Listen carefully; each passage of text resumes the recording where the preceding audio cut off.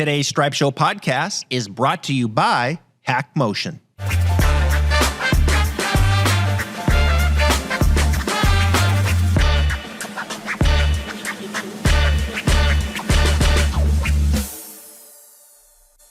And we're back. Stripe Show podcast on a Thursday, I think. Yeah, it is Thursday. It's NFL kickoff Thursday.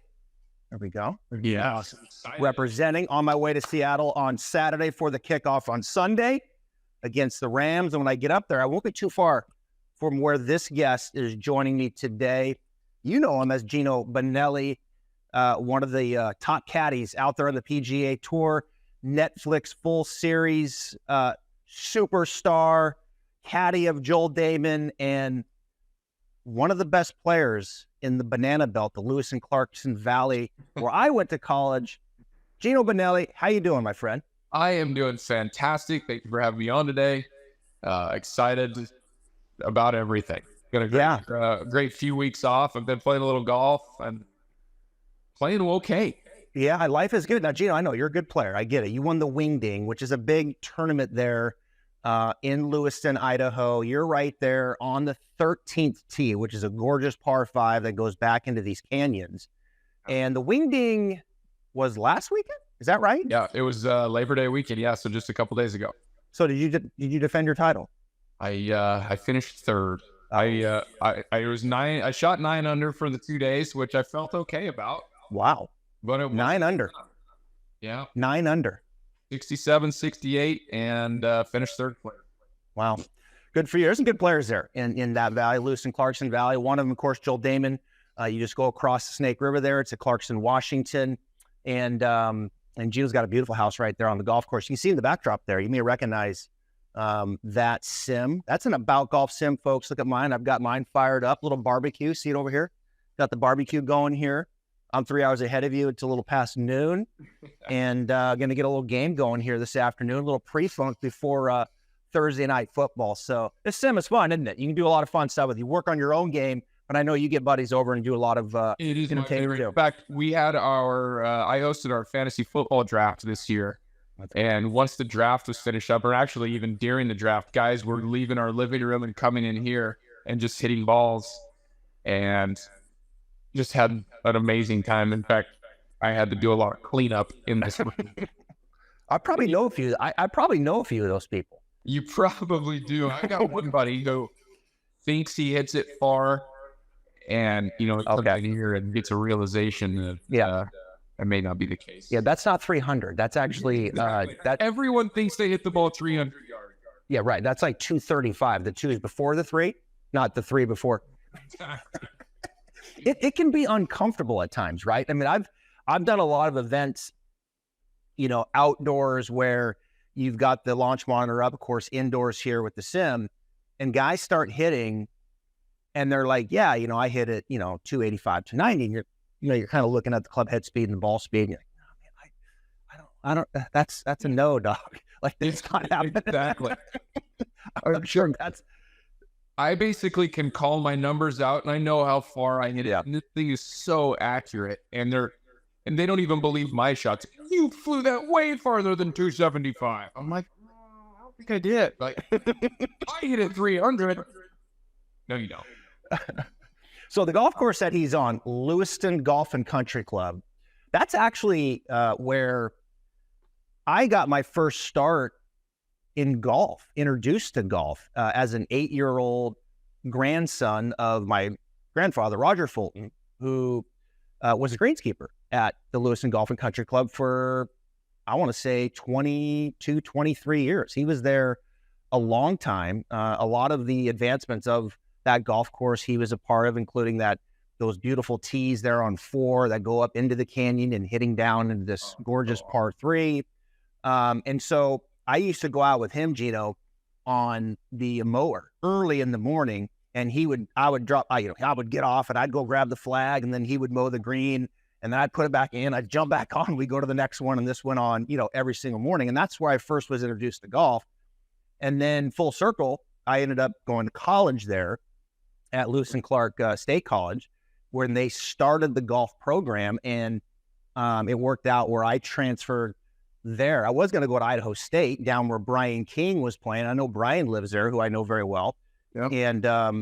And I ended up not working out. So I went to Lewis and Clark, had a pretty good career there, and a lot of really good times, Geno. I promise you that, because I know we know a few of the same characters there, and we played some good golf, but we had some fun too. I mean, it was there's some stories there. Yeah, some of the stories about your era playing at LCSD are pretty great. Some of my favorites. I wasn't fortunate enough to be part of any of those stories, but I love this.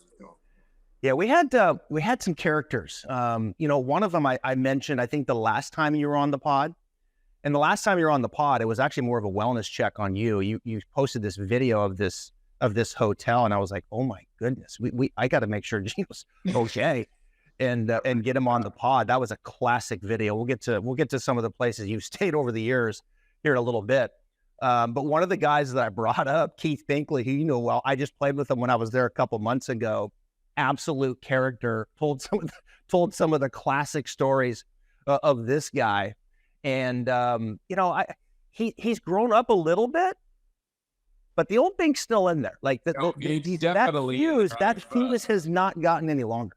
No, he still has a lot of fire in there. I don't know if I've ever played a full 18 holes with Keith where a club didn't get overhand thrown down the fairway, or maybe potentially stuck in a tree or snapped over a knee. Yeah. When I was fortunate enough to be present when he punched himself out. That's such a great story.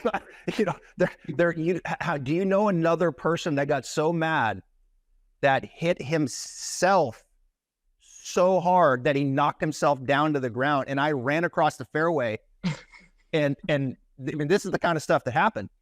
And he was, are you okay? I cannot imagine having the conviction to punch yourself that hard. That's pretty awesome. I've heard a story too, and I don't know if this one is has been embellished, but took a golf ball and then had, you tee up a ball so the tee is sticking out, and shoved her tee into his leg. Oh man, it sounds awful. Yeah. Oh, it is. Oh, it is awful. It doesn't feel good. I wouldn't recommend. Are you telling me this stuff doesn't happen on the PGA Tour? Like Joel has never ventured into thinking about punching himself in the face. Joel didn't. I wanted to punch him in the face.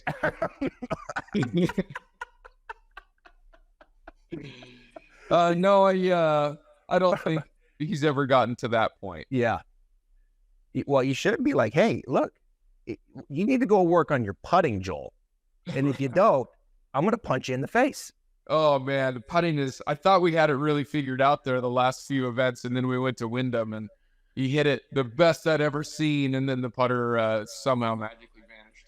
Golf. Yeah, talk about your season. Like that. It's like when you're putting well, you're not hitting it well. Then when you're hitting it well, you're not putting it well. It's tough to bring it all together.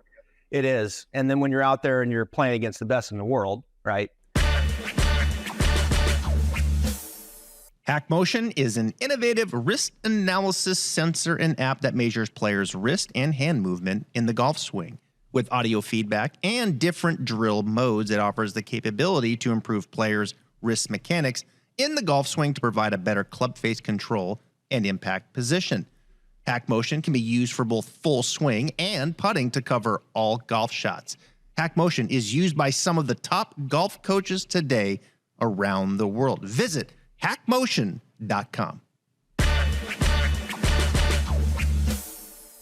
Yeah, it's got to be tough because you're playing against the best in the world. So it's not like you have any wiggle room, so you have to be on it all the time, the ball striking. You got to be making some putts. And if you don't, pretty soon you're on the cut line, and then a little bounce or a little bit, one way or the other is whether or not you make the cut. I mean, the margins are so thin, Geno, when you are out there firsthand, and you're a great player. I mean, I'm not blowing smoke. Geno's a very good player. Just say he shot 9 under in 2 days on a legit golf course in Lewiston, Idaho. And so this is a guy that's a +1, a +2.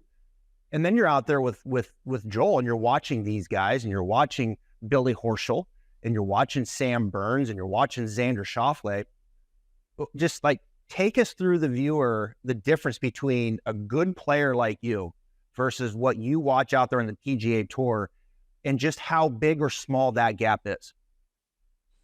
Boy, I think for me, the gap compared to those guys, there's some times I'm like, oh, I can hit this shot, or I would be fine on this particular hole. But the golf course setups are so much more difficult on tour than what I'm used to playing. Yeah. And around here, I can, hit it from my target fairway. I might be able to miss it over into another fairway and easily make par, which happens quite often. And out there, it's just you don't have that leeway to be able to get away with it. So those guys are so consistent in what they do. Yeah. It's and then around the greens, right? You miss a green and it's in the hay or difficult greenside bunker shot. If you're short-sighted, to be able to get that ball up and down as consistently as they do. From a distance standpoint, you've been out there for a while. Have you seen, have you seen the gains in distance, with players just kind of overall? Are there guys that show up every year and you're like, wow, what? You hit it 302 now? Well, the thing that gets me is the young people making their way up through the game, like the new guys on tour and like guys in college, even like you seen Gordon Sargent hit a golf ball right now. It's silly. It's baffling how hard they could swing a golf club, and that makes such a big difference out there. What's the hardest thing about being a PGA Tour caddy? Well, I always give this kind of answer that's not directly related to caddying, but for me, it's being away from my family. Yeah. But as far as the caddying itself goes, managing attitude and the ever-changing of someone's game, right? Joel sometimes could be like, dude, I've got it figured out. It's great. Attitude's great. And then something starts to go south. Yeah. And the attitude changes, and it's just kind of a whirlwind that takes place. So you're always trying to keep your players centered and focused. And I don't know, for Joel specifically, it's a whirlwind of emotion all the time. Yeah. And he's feels like he's very forthcoming. Like he'll put it out there, right? He'll say it. Like he's not one that will kind of keep it in. And you're like, wait, what are you thinking right now? He'll be like, hey, it's out there, whether it's good or bad, funny. It's coming out. It feels like. Yeah, he doesn't hide his emotions. Well, you can tell just his body language. Yeah. Whether he's in a good mood or in a bad mood, or he'll walk out of the clubhouse and walk into the practice range. And I'm like, oh boy, it's going to be a rough day today. Just know. Yeah. It's funny. Joel grew up, as I said, in Clarkson, Washington, which is right across the bridge, smaller town than Lewiston. And it's a beautiful area. It's like where the Snake River hits the Clearwater. There's a range down there. It used to be called Gateway. That's where I first started teaching after I got out of college. And, but the golf course is great. The Clarkson Country Club it's not called that anymore, I know, but it really is it's one of my favorites. I love playing the course right there on the river. Did you know I actually won the Firecracker Open back in 1999? That was a good tournament. I know. That was probably one of my best tournaments of all time. I got to say, the one I'm the most proud of is winning the Firecracker Open and shooting under par on that golf course for a couple days. I was like, that is, Bake and the boys, we went out and had a good time on that one up at Rowdy's, right? You had the big glass and you had the free appetizer. We ate dinner many times on those free apps at Rowdy's in Lewiston every week. Such a great fun. That's a great tournament, and I wish that was still around. I know there are a lot of good players in this valley. There are some great players. There really are. There always has been. You guys have always had some super players down in there in that area. And of course, you guys were, Joel, and you were a little bit younger when I was there. And Joel was, obviously young and coming up and was a great young player and then ended up going to the University of Washington. Yeah, there's just been a lot of good sticks that really, know how to play the game that come out of there. And I think Clarkson Country Club, Lewiston Golf and Country Club, they're different in their own rights, and a nice test of different skills between the two. Now, back to the PGA Tour, things have taken off for you, Geno and Joel, when it comes to Netflix. The first season and in full swing, you guys were a big hit of that. People loved that episode of you guys. I wasn't surprised. I was like, this is how people are up there. Right. These people are just good, wholehearted, taking the fun. Yeah, fun people. Like, that's the fabric up there. And so I wasn't surprised. I was like, yeah, these guys are great. Like, I always know these guys are great. But to see the rest of the country love you guys and follow you guys, I think, has been pretty cool. Your life, I'm sure, has changed since that. Yeah, it is. It has been an awesome response, and getting recognized in restaurants or airports or whatever it may be is definitely different. I've been with people or friends who aren't really into golf and haven't even seen it. We went to a ski resort up in like Lake Chelan or something. Yeah. And we were up there. Wenatchee. Yes. And we were up there, this little bar, and I'm with a buddy who hadn't seen it. And some random person came up to me and was like, "Are you Geno?" Yeah. He's like, "Oh, can you sign my hat or something?" I'm sure. Give an autograph to my buddy. I'm like, "Who are you?" I don't really talk about it much. He's not a golfer. He just sitting. Yeah, I think so. That kind of stuff is fun. I get a lot of messages on social media, people offering up nice places to stay at different venues. So the accommodations on tour, you're telling me, have improved since my wellness check a couple years ago. I'm still super cheap, though. I don't like spending money on that kind of stuff. But the accommodations have definitely gotten better, primarily because I don't have to pay for it. You've stayed at some places now, haven't you? Like, there's been... Yeah. Have you been freaked out to the point where you're like, I am not crawling in that bed? One I didn't document that it was so bad that I didn't even want to get my phone out and start filming. I was just like, I have to leave. I think we left in the middle of the night. It was in Tampa. And some guy, it was one of those, it was a motel, right? Where it's all the doors on the outside, and there's 3 floors of half of the windows were broke out of the rooms, but we're asleep, and this place is disgusting. But it's like 2 a.m. and some guy is just pounding on our door to let him in. And I was like, "Oh, no way." We went back and forth. Finally, I was like, we have to be back and get out of here. It's the only time I've ever left a hotel. So you didn't let him in, and he eventually left? He eventually left. He's like, "I'm here to see Roger," or whatever. And I was like, "There's no Roger here, bud. Go away." He's like, "No, I know he's in there, Sorry, my phone's up. Let me turn my battery on really quick. Go away. There's the golf ball with the lines. Beautiful. Yeah. Just making sure I've got it charging. Okay, we are good to go. Sorry, Travis. There we are. So, that was the worst one I've ever actually been in. I've stayed in some subpar hotels, red ribbons that aren't very good. Yeah. Some dodgy local spots. But the one in Tampa definitely takes the cake. And I wish I would have documented a little bit better because it was definitely on brand for me.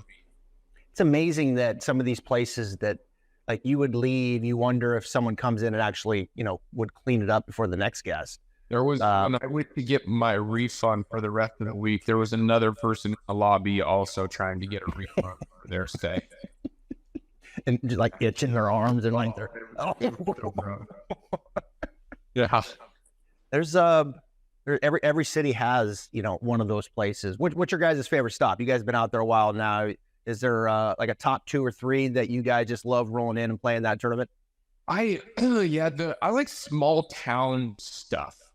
Harbor Town, Yep. I Sea Island, the RSM over there. the island, yeah. I love that one. Just the little cute restaurants you go into, and there's no traffic to speak of, and it's just like a cute little spot. My wife actually came to John Deere this year, which is a smaller venue, and it wasn't 1,000 degrees this year. Yeah. My wife was like, "This place is amazing." So we actually had a lot of fun there in Little Vista, Illinois. Yeah, Quad Cities. I've been there. I've done a couple events there at Moline. I actually played the golf course the day after Michelle Wee played in the tournament. This was years ago, but I played it the day after on a Monday. So hot. I mean, she almost got heat exhaustion. She did get heat exhaustion, I think, when she played. And we went out and teed it up. And it was really at that moment, this was a while ago, that when I asked you about how big the gap was, you know, between what you're doing and them, and I know, but for me and them, like it's even bigger. But I remember playing that course, and I got to about the 8th hole, and I started thinking about the winning score. Yes. And where I was at that point on the 8th hole. Yeah.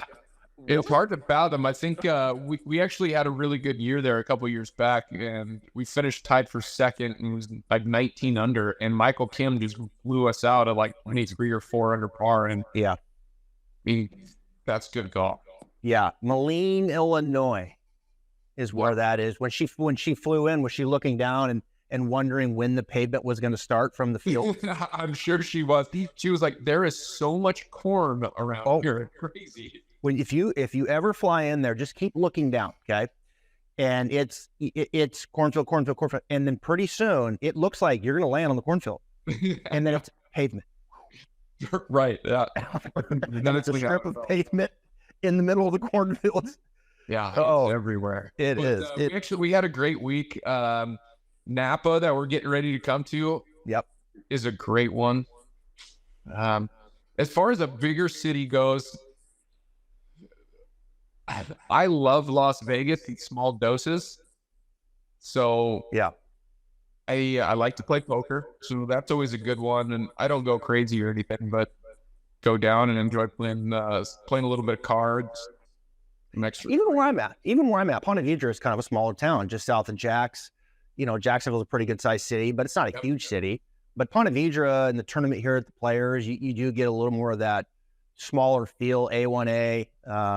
When people ask me what event they should come to, I always tell them the Players, because the field is obviously the best. Mm-hmm. The scene around all the way up to Jack's Beach is great. The weather's usually awesome. I love Sawgrass. Yeah, I saw you guys last year. Of course, you were actually here a couple years ago in the studio when I just got the place. Yep. And there wasn't anything on the walls. We just got the About Golf sim up. But now, man, it's pretty decked out. It's a real business here, which is has taken off. So when you guys come through next May, we'll have to have you in here. What's happened here in the off season? You've been home for a while, and Joel's down in Arizona where he lives. Have you guys? How does that work? Do you guys like exchange texts every night? Yeah, or do you like we'll shoot each other random texts here and there. I try. So my main focus during this stretch, the Wingding, to me, this golf tournament that we referenced earlier, is my Masters. So I take like a couple weeks and I actually try to practice a little bit and find a golf swing and something functional. Because I really want to win that every year. So who are the two guys that beat you? What's that? Who are the two guys that beat you? Kurt Simmons is his name. I think Kurt grew up on the west side of Washington. He's won it a few times. He shot 12 under. Okay. And then there was an ex-pro from the Tacoma area who plays a lot of golf, like Andres Gonzalez and then Putnam and stuff over there. Oh, really? And he came over and just got his amateur status back, and he shot 10. Oh. So you're right there, 9. Yeah, I was hanging. He was a really nice guy, though. So yeah, we had a good time together. Obviously, I wanted to win. Attention golfers, if you're looking to upgrade your game with a set of high-quality clubs that are blazing fast, beyond forgiving, and beautifully made, check out the all-new PXG Gen 6 golf clubs. Not only are they easy to hit, they deliver outstanding distance and incredible accuracy, lowering your scores and bringing you more fun on the golf course. What more could you want? Schedule your Gen 6 fitting today at pxg.com or by calling 844-PLAY-PXG. All right, so the picks are they're in Ryder Cup picks, and American side, they kind of went with who knows each other, the boys that are, in that group.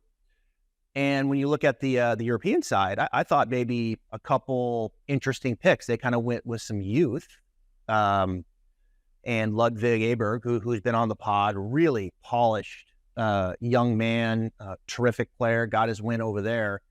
So you look at these picks, Geno, and you look how it's stacked up. What came to mind? I think, well, for the U.S. team, I think Zach did it right as far as having the group of guys who are just tight. They're obviously all studs, and you can make whatever argument you want for Justin Thomas, but that guy's a killer. And it's not like it's not on there. He's still a superstar. Yeah. So it would have been cool for Keegan Bradley to get on it, but as far as the team goes, if everyone had their input, I think that kind of the team, those guys were that young crew. Yeah. I think there's a lot of ways they could have went. I think regardless the picks you look at them, they're still an overwhelming favorite, really, considering they're going on the road and they haven't won in close to 30 years on European soil. And so like they are, the American side is pretty deep.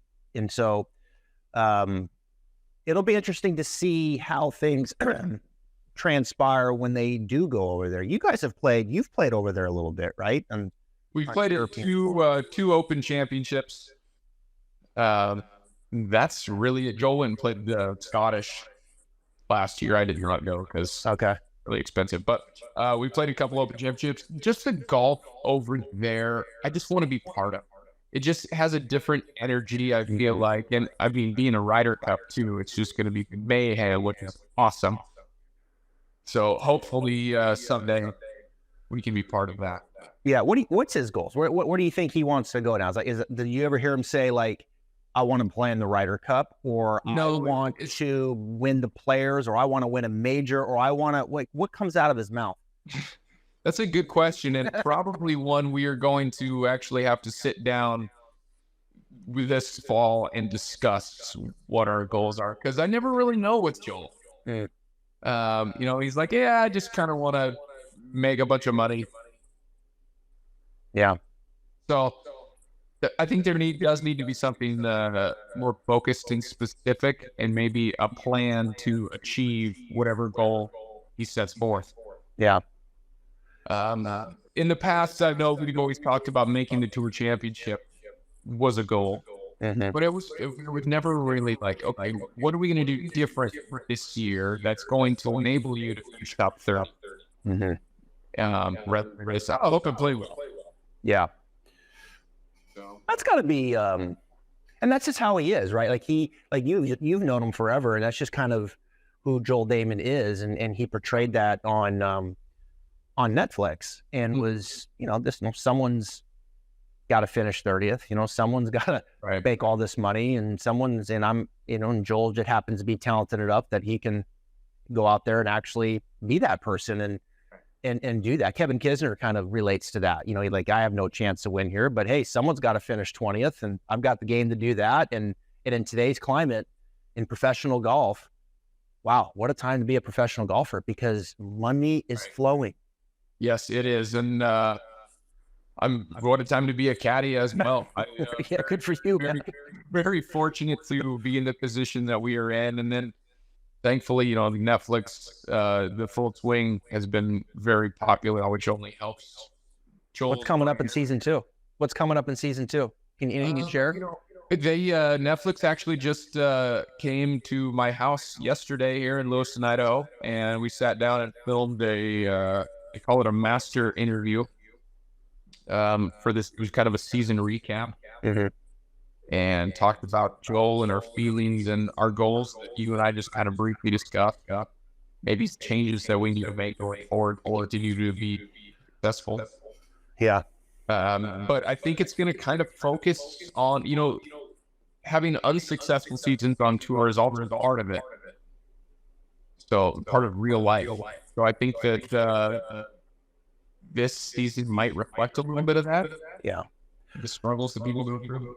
Well, I think that's the real appeal, and the credit to you and Joel is that, as I mentioned earlier, Joel's going to say it, and you put it out there, and it's authentic, and here's the good, here's the bad, and I think in a lot of ways, I might be biased growing up there, but I've been around the country, and so have you, and I do think up there in the Pacific Northwest there is a real groundness to most people, and being able to look at things objectively and be authentic to who you are, right? And just let that come out, and it is what it is. And I feel like that there's so many people like that I have grown up with and have known, like you and Joel and others, that some of these characters that we've mentioned, and I think that's where you guys really it's so appealing in that show, because it's not fake. It's not like Sean Payton looking at Russell Wilson and saying, "Hey man, quit effing kissing babies and your brand, and let's start focusing on football."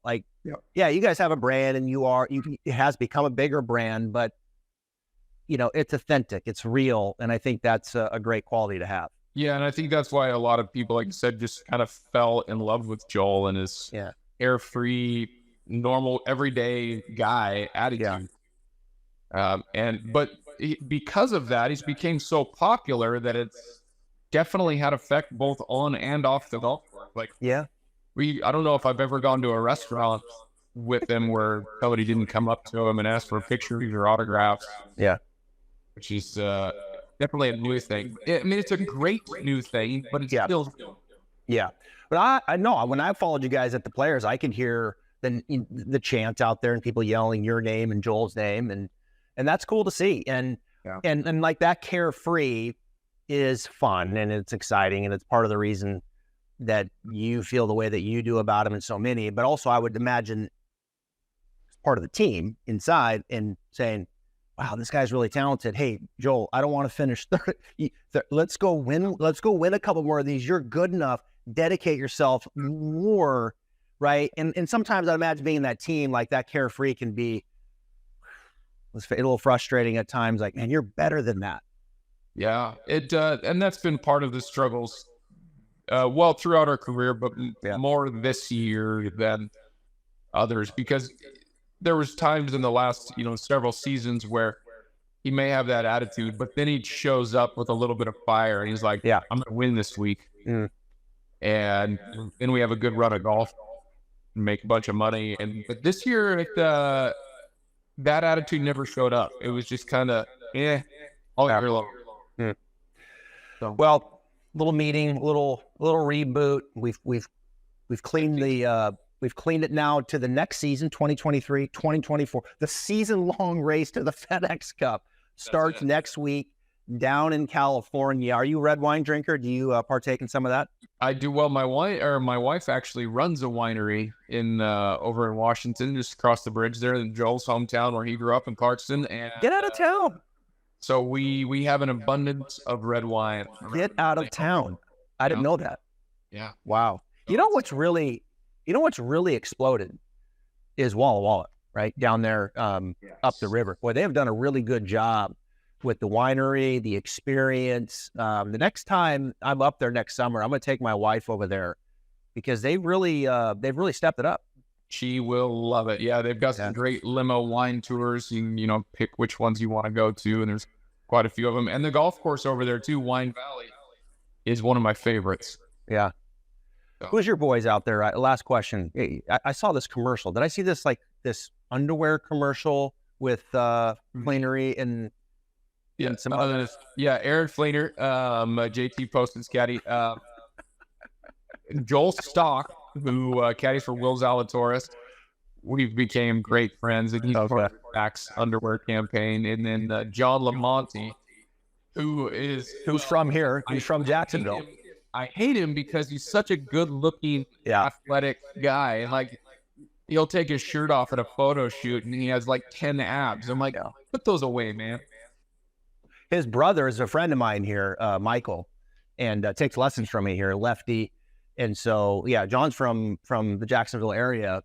And so I saw that commercial. It was great. Fleener can sing, man. Like he's really good. He can belt it. And, you know, my family, we love JT and Fleener because, you know, my wife works for Vineyard Vines and, you know, they're on that, on the staff with them. And so we got to spend some time with them, got to know their family when they were here, for the players. Salt of the earth, man. Just great people. JT's family is fantastic, and Fleener is just one of my favorite guys to hang out with. He's always a cool time.